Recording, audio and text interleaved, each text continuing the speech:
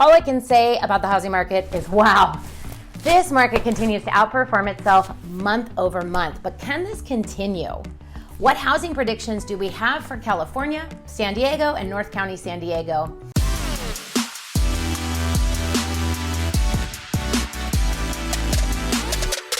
Here is your monthly marketing report. I'm Tristan Campanella. I'm your local top producing realtor, and I'm here to help you understand all things real estate and San Diego. So listen, if you want to support this channel or you know someone who might need this information, please hit the subscribe button. It would be awesome. If you have any questions about the housing market, listen, comment me or leave a comment below. My contact information is there. According to the chief economist for CoreLogic, Dr. Frank Northoff, we all know lower prices homes that are in big demand, and there's a short supply, and this is driving prices up faster compared to more expensive homes. First-time home buyers that are seeking a starter home priced 25% or more below the local area median saw prices jump a whopping 15% during the past year. And this is compared with the overall 11% gain in our national index. So personally, I've been in bidding wars where homes are selling for over $150,000 over asking price. That's crazy. This is something I've never seen before. It's very, very important to have a strategy when writing your offer. So check out this video on tips that can help you get your offer accepted. COVID-19 had huge impact on home prices. Consumer confidence is starting to rebound and the job market is picking back up.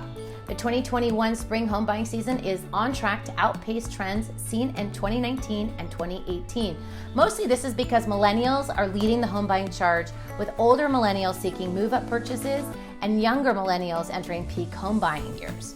And as we look towards the second half of the year, further erosion of affordability may dampen purchases as prospective buyers continue to compete for the severely limited supply of for-sale homes.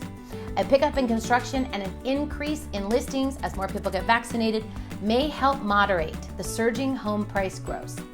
Will we have a crash like 2008? According to Yahoo Finance, today's housing fundamentals, which include supply, demand, and overall financial conditions, are dramatically different than in 2008, and current conditions are largely sustainable. Our housing supply is extremely tight, which is arguably the biggest dramatically different factor from 2008 era market, where we had a wave of foreclosures followed by years of robust home building, and that pushed supply well ahead of demand, and that led to prices collapsing. We expect demand will stay strong as the large millennial generation, which is almost as big as the boomer generation, continues to age into home ownership. And more inventory is expected to hit the market soon, which hopefully will bring more balance to the market and create a smoother experience for everyone. The great reshuffling in housing that began roughly a year ago at the outset of the pandemic, and the heightened housing demand, elevated home sales activity, and rapid price appreciation that came with it was just the beginning. And it's not simply going to end because the pandemic begins to recede. Housing demand is going to stay strong. Sales volumes will continue to grow, and more balance between home buyers and home sellers will help ensure sustainable health in housing for years to come. I can definitely see why people are concerned about the same housing thing, because March marked one of the largest one-month increases ever recorded in the more than 25-year history of the Zillow Home Value Index. This surpassed even the housing run-up preceding the Great Recession. And the 10% rise from March 2020 was the largest annual increase in 15 years. But you guys, that view ignores the fact that the housing market doesn't operate in a vacuum. And the housing market is driven by the interactions of a number of simple but critically important fundamentals. Like I said, supply, demand, financial conditions, and technological advancement. And the state of these fundamentals in 2021 is far healthier, and that health is far more likely to be sustainable over the longer term than the out-of-whack fundamentals from a generation ago. The demand for housing has steadily grown in recent years, driven by a number of factors that are hugely different than 2008. So it's a big demographic shift. Also, continued recovery from the Great Recession and recent pandemic-related housing considerations and shifts in what people need. Couple that with low mortgage rates that have pushed demand into overdrive. The number one biggest demographic shift is millennials are aging into their prime home buying times. and overcoming obstacles. Unlike 2008, when a large portion of demand was driven by artificial factors that ultimately turned out to be unsustainable, which included easy access to cheap mortgage financing, the demand today and going forward is driven largely by healthy and durable trends, and we expect it to continue for years to come. The combined number of millennials turning 34 over the next decade, the median age of first-time homebuyers in 2019, is roughly 46 million. This is the largest number expected to reach that age in a single decade. The previous record prior to the millennial generation was in 1989, when there were about 43 million boomers. And as millennials age, there are more millions of them and their younger peers and Gen Z behind them waiting in the wings. It adds up to millions of potential new home buyers in years to come, representing built-in demand that is extremely unlikely to fade even if market conditions change in the upcoming years. In the pandemic, this sparked what we call a great reshuffling that is in its early stages. In addition to this demographic-driven demand, the coronavirus pandemic itself drove housing demand even higher. Suddenly, many Americans who were no longer commuting and were home all the time, like me, and most people, were left with an entirely new set of criteria in what they considered when they wanted to buy a house or where they wanted to live. But rather than acting as a one-time demand stimulus, there's a lot of reasons to believe that this reshuffling and reconsideration have only begun.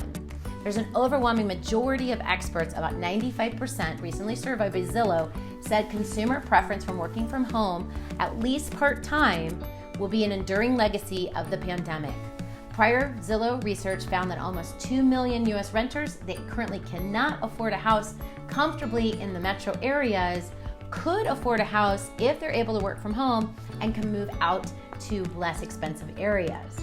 Historically low mortgage rates are boosting buying power, and this wave of buyers already or soon to be ready to enter the marketplace.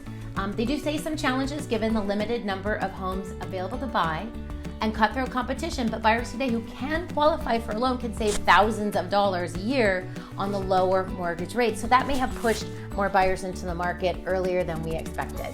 Zillow real estate experts, about 69% of the panel of real estate experts recently surveyed by Zillow, said they expect inventory will begin to grow in the second half of this year as people become more comfortable with vaccines. The homeowners, representing about 14 million people who didn't know if they were going to move or if they felt comfortable, are now starting to feel a lot more comfortable now the vaccine distribution has really ramped up. I'm seeing this in our local market. We had a 30% rise in listings, the largest one I've seen in almost 2 years, month over month.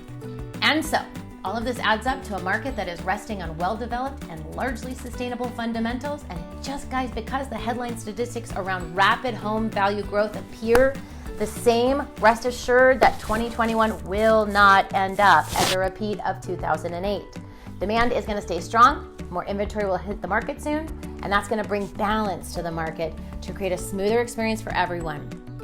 Distressed homeowners and would-be buyers have way more of a safety net today than they did in 2008, and the economic recovery that took years to materialize a generation ago is already well underway as vaccines roll out and businesses reopen.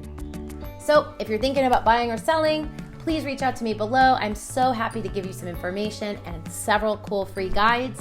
Remember to hit the like button, leave a comment. I'd love to connect. Thanks again for watching.